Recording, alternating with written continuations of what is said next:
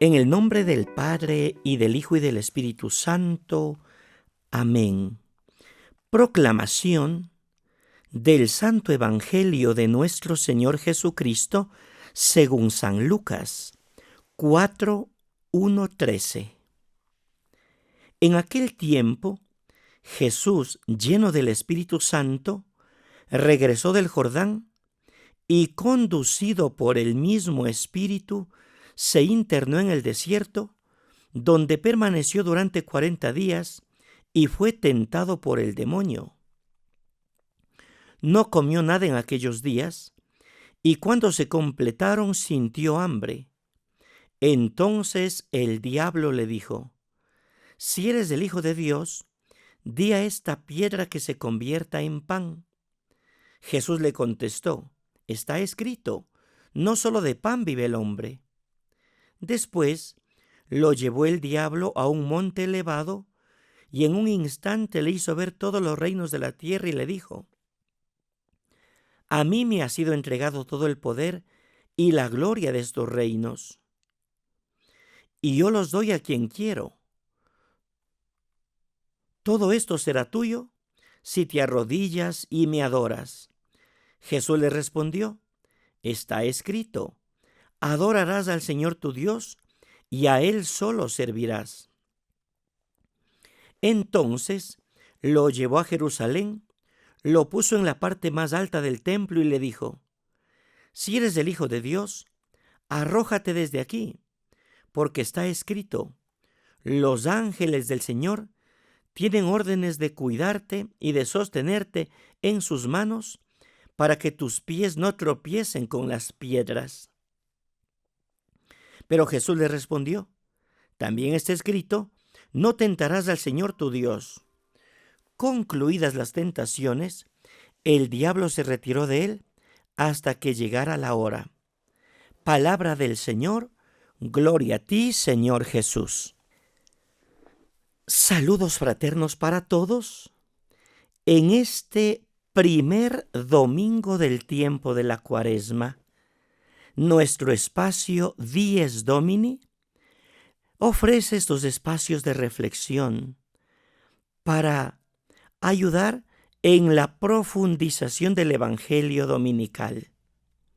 Hoy podemos hablar de las tentaciones de Jesús y de su victoria por medio de la oración y de la Sagrada Escritura. Permítanme que a la luz del Evangelio realice unos puntos de reflexión. Primero, Lucas nos narra varios aspectos del ministerio de Jesús después de su bautismo, entre ellos las tentaciones del demonio. Dice que Jesús, lleno del Espíritu Santo, se volvió del Jordán y era conducido por el Espíritu en el desierto durante 40 días. Tal episodio de la vida de Jesús es preliminar en su ministerio y puede ser entendido como el momento de transición del ministerio de Juan el Bautista al de Jesús. En Marcos, el relato de las tentaciones es mucho más genérico. Mateo cuenta que Jesús fue conducido por el Espíritu al desierto para ser tentado por el diablo. Estas palabras atribuyen la experiencia de las tentaciones a un influjo tanto en donde intervienen el cielo como lo diabólico. Lucas muestra a Jesús lleno del Espíritu Santo que se aleja del Jordán y es conducido por el Espíritu al desierto por 40 días, en donde es tentado por el diablo. Da a las tentaciones de Jesús una iniciativa del demonio, pero también una experiencia profunda del Espíritu Santo. Lucas tiene bien claros y distintos los personajes del diablo y, por supuesto, del Espíritu Santo. Segundo, el orden en que Lucas dispone las tentaciones. Primero, el desierto. Luego, da una panorámica de los reinos del mundo. Y por último, en la parte más alta del templo de Jerusalén. En Mateo, el orden varía. el desierto, luego la parte más alta del templo y por último un alto monte.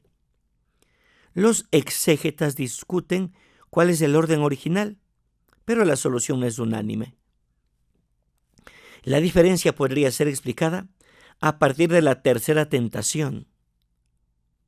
Para Mateo, el monte es el vértice de las tentaciones, porque en su evangelio pone todo su interés sobre el tema del monte, así el sermón de la montaña, la presentación de Jesús como el nuevo Moisés.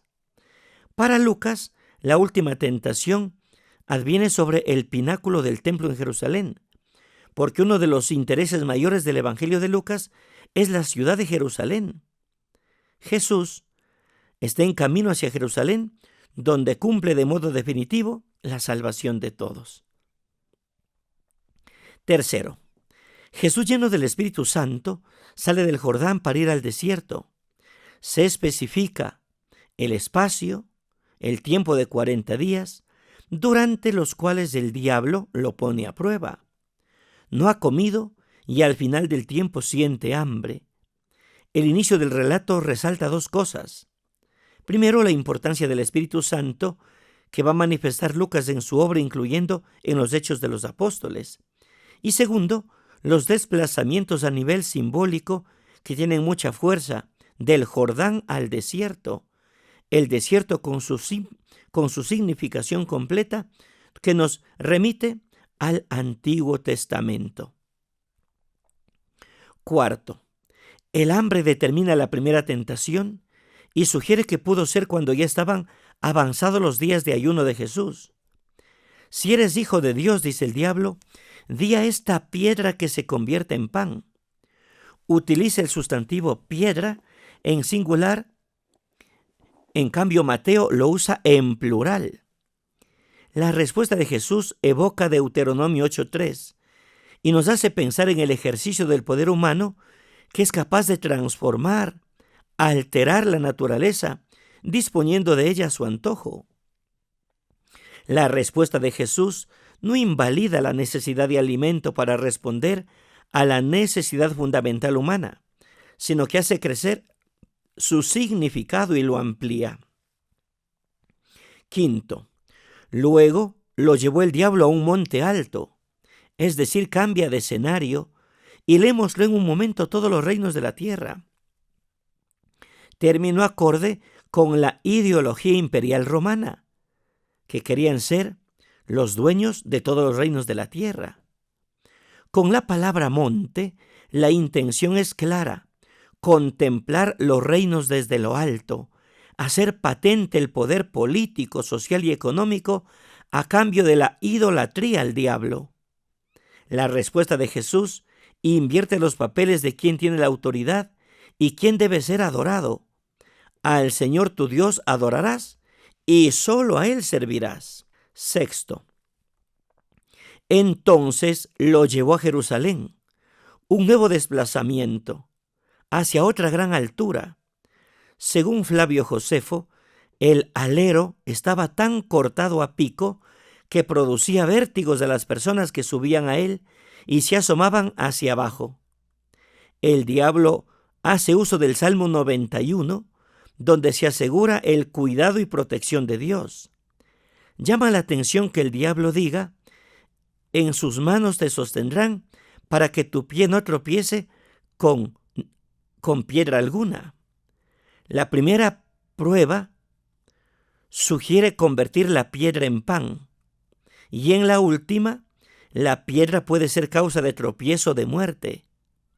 El pináculo o el alero desde el que el diablo tienta a Jesús para que se lance hacia la explanada del templo era, según la literatura rabínica, el lugar donde aparecería el Mesías.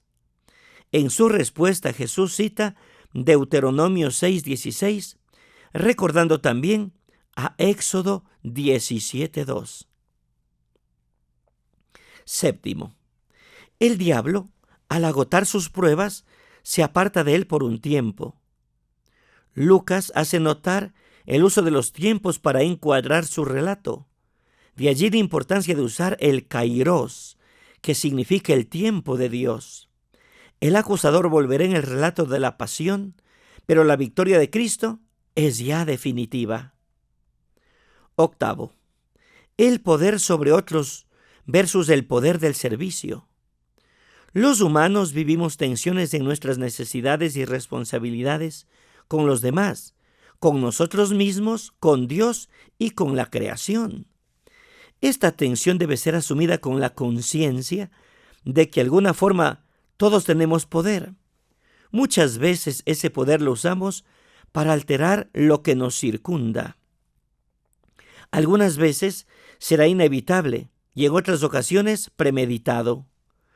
¿Cómo entendemos las necesidades desde nuestra realidad? Es que éstas se convierten en la medida de todas las cosas y las ubicamos en lugares donde el sentido de la vida se pierde para dar lugar al sinsentido. El poder desmedido sobre otros, sobre las cosas, aún sobre los principios éticos más elementales, nos pone en situación de servidumbre. Una servidumbre que resulta tan sutil a veces que no podemos percibirla. ¿A quién o a qué servimos? Es la gran pregunta. Que Dios en su amor providente nos ayude a tener una cuaresma llena, pero llena del Espíritu de Dios. En el nombre del Padre, y del Hijo, y del Espíritu Santo. Amén. Abundantes bendiciones, un santo día.